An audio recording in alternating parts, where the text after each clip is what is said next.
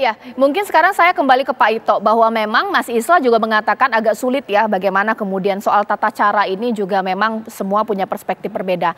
Pak Ito, waktu Bapak menjabat sebagai Kabar Eskrim mengenai pendefinisian Panji Gumilang terhadap Al-Quran, samakah dengan sekarang dikatakan Al-Quran bukan dari Allah tapi adalah perkataan Rasul, seperti apa Pak Ito? Ya, saat itu Mbak Caca tidak ada ya, sehingga kita mungkin tahu bahwa Menteri Agama saat itu Pak Surya Dharma Ali kan mengatakan tidak ada masalah yang dilanggar ya untuk masalah penistaan agama. Tapi saya kembali kepada tadi pernyataan saya bahwa saat ini kan sudah ada beberapa alat, mungkin sudah ada beberapa indikasi yang bisa masuk ke dalam pasal 184 ayat 1 KUHP. Ini kan yang harus dilakukan oleh penyidik Polri ya. Yang pertama adalah keterangan saksi, tentunya kita sudah punya keterangan saksi pelapor ya.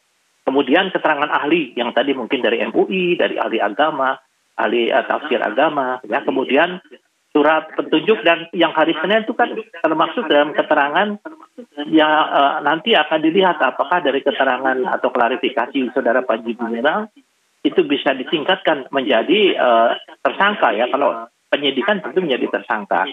Nah, saya kira mungkin ini sedang berproses. Dan apa yang disampaikan oleh Pak Prof. Mahfud, yaitu Menko Polhukam, harus ada kepastian, tidak akan diambangkan.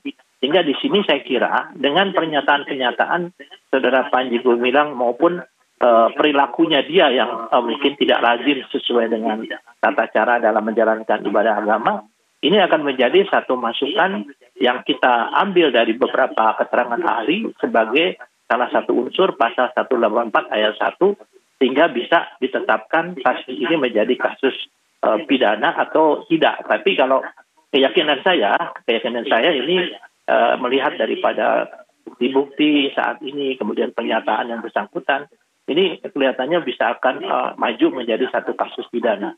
Mudah-mudahan sehingga keresahan atau kegaduhan di masyarakat ini bisa segera diredam ya. Demikian. Oke, Mas Islah gimana? Kira-kira bisa lolos tidak sih sekarang? Ataukah mungkin sama seperti 2011 sulit untuk menjeratnya dengan penistaan agama? Bisa lolos ya, karena meskipun di Islam itu banyak sekali madhab, ada manhaj, ada ijtihad. Tapi menurut saya pandangan Panji Gumilang bahwa Al-Quran itu bukan kalamullah dan itu hanya perkataan Rasulullah, ini menurut saya sudah melanggar dari berbagai ijtima jumhur-jumhur ulama dan ulama-ulama masyhur yang selama ini berlaku dari abad ke abad ya. Mungkin hanya abad ke-11 muncul ada beberapa tokoh yang punya pandangan yang sama seperti Panji Gumilang dan ketika itu dia juga dieksekusi mati. Seperti Ibnu Muqaffa misalnya atau Abul A'la Al-Ma'arri yang memang meninggal karena sakit. Tapi hari ini, sampai hari ini memang tidak ada lagi pemikiran-pemikiran yang sejenis itu. Dan ini muncul di Indramayu ya, di Panji Gumilang. Seharusnya ini sudah melanggar ajaran-ajaran Islam dalam mazhab apapun secara konvensional yang memang sudah diputuskan oleh banyak ulama. Dan ini seharusnya kena.